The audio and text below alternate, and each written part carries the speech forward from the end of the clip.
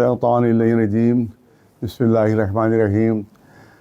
روحیت ہلال کے سلسلے میں کافی ملک میں ہنگامہ مچا ہوا ہے، اور یہ مشہور کیا جا رہا ہے کہ آیت العظمہ سید علی سیستانی مدظ اللہ کا کوئی فتویٰ آیا ہے کہ ہندوستان میں عید ہے، تو ایسا کوئی فتویٰ ان کا نہیں ہے، اور یہ بالکل غلط مشہور کیا جا رہا ہے۔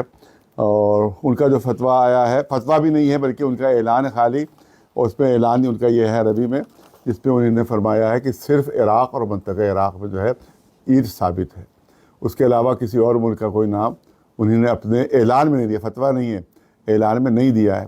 لیکن یہاں کچھ حضرات جو اپنے کو وکیل بتاتے ہیں، انہی نے کہا کہ صاحب وہ جو ہے میری گفتگو ہو گئی ہے اور میرے پاس ثبوت موجود ہے کہ ہندوستان میں شامل ہے، جس میں احمد علی عابدی صاحب قبلہ ہیں، ان سے کئی مرتبہ لوگوں نے یہاں سے بھی فون کیا گیا کہ آپ پاس جو تحریر ثبوت ہے آپ کو پیش کریں تاکہ ہم عوام کے سامنے دکھائیں، لیکن انہوں نے کوئی تحریر ثبوت پیش نہیں کیا، صرف زبانی طور پر کہہ رہے ہیں کہ سیستانی صاحب نے ہندوستان کو بھی شامل کیا، لیکن کہیں بھی سیستانی آیت اللہ سیستانی نے کہیں بھی ہندوستان کو شامل نہیں کیا ہے۔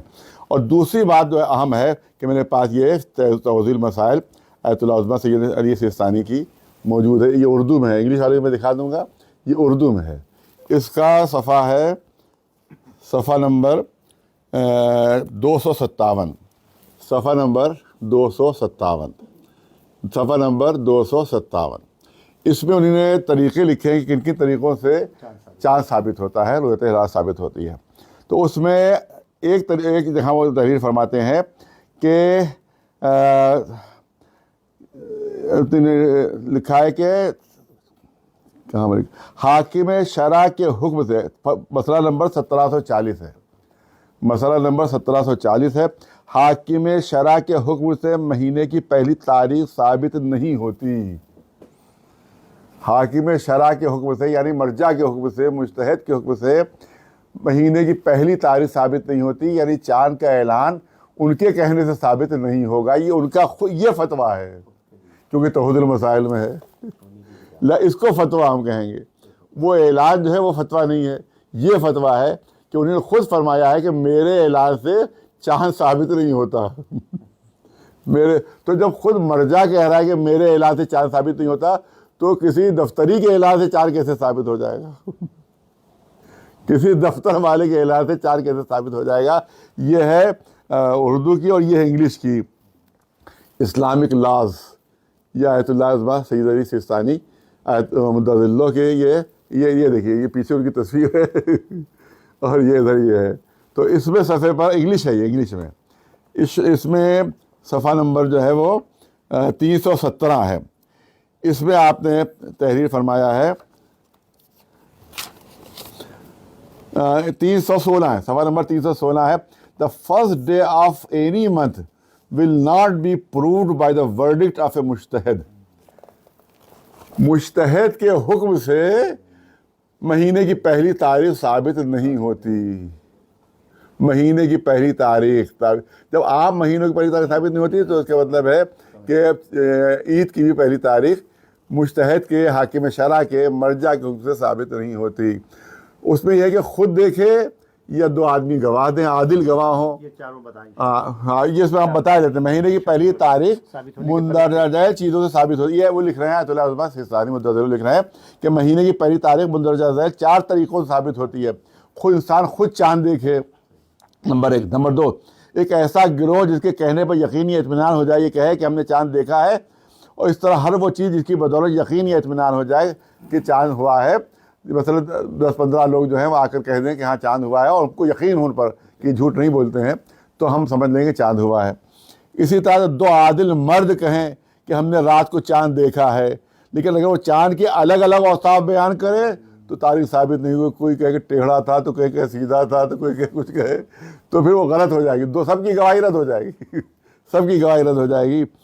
تو لیکن 2 عادل آدمیوں کے علاوہ کوئی دوسرا چاند دیکھنا، اگر لوگ دیکھیں، 2 آدمی آئے کہ ہم نے دیکھا، اور 2 آدمی دوسرے عادل آئے کہ ہم نے نہیں دیکھا، تو وہ ختم ہو جائے گا، پچھلی گواہی ختم ہو جائے گی۔ اگر 2 آ کر کہہ دیں کہ ہم نے نہیں دیکھا، نہیں ہوا چاند، تو وہ عدالت ختم ہو جائے گی۔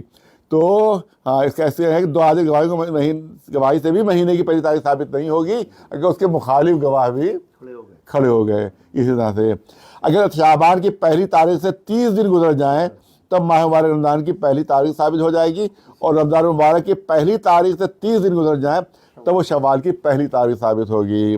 اس کے بعد اب کہا اب کل 30 دن گزریں گے. وہ اس کا مطلب ہے کہ اس لحاظ سے, اس فتوے کے لحاظ سے پرسوں عید ہونا چاہیے, پرسوں عید ہونا چاہیے. اگر چاند نہ دکھائے تب, اگر چاند دکھائی دے گا 29 کا تو پھر وہ کل عید رہے گی. منجموں کی پیشین گوئی سے مہینے کی پہلی تاریخ ثابت نہیں ہوتی, یا اگر یقین و اطمینان ہو جائے تب جو انسان جو اس پر عمل کر سکتا ہے. حاکم شرع کے حکم سے مہینے کی پہلی تاریخ ثابت نہیں ہوتی, یہ وہ تحریر فرما رہے ہیں.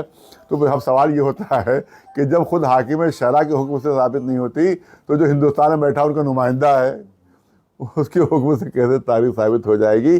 لہٰذا ہم لوگ ہمیشہ بہار کو بنیاد بنایا ہم نے, اور جب بہار کو بنیاد بنایا تو بہار تمام علماء کا ہمارے پاس آ گیا ہے کہ وہاں چاند نہیں ہوا, نہیں دیکھا گیا.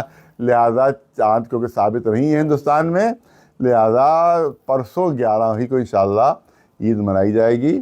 اور آیت اللہ سستانی صاحب کی طرف غلط منسوب کیا جا رہا ہے, لہٰذا آپ لوگ 11 تاریخ کو عید انشاءاللہ منائیں گے. اسد رضا صاحب نے جناب بہار سے کہہ دیا ہے کہ کل نہیں ہے بلکہ وہ 11 کو ہے, وہ ہے امام جمعہ وہاں کے. اور اسی صورت سے جھارکھنڈ سے بھی انکار ہوا. دیکھیے کارگل کا مسئلہ یہ ہے کہ اس سے پہلے بھی ایک ایرانی وفد وہاں گیا تھا, کیونکہ ہمیشہ وہاں 29 کا چاند زیادہ تر لوگ دیکھ لیتے ہیں. تو جب وہاں گیا وفد تو معلوم ہوا کہ وہاں ایک خاندان ہے, اسپیشل خاندان ہے, اور اسی کے لوگ صرف چاند دیکھ پاتے ہیں. ان کا عقیدہ یہ کہ ان کے علاوہ کوئی چاند دیکھ ہی نہیں سکتا. لہٰذا وہ کہہ دیتے چاند ہو گیا تو سب مان لیتے ہیں, چاہے کسی کو دکھائی دے چلے دے. وہ ایرانی کہنے لگے ہمارے پاس بڑی بڑی دوربینیں دی, ہمیں چاند نہیں دکھائی دے رہا تھا. اور وہ خاندان والے کہتے ارے ہمیں چاند تو دکھائی دے رہا ہے, ہمیں تو چاند دکھائی دے رہا ہے. تو اسی لیے ہم لوگ کارگل کے بہار کو اعتبار کے قابل نہیں سمجھتے ہیں. لہذا ہم لوگ اس لیے چاند, کیونکہ پورے ہندوستان میں کہیں بھی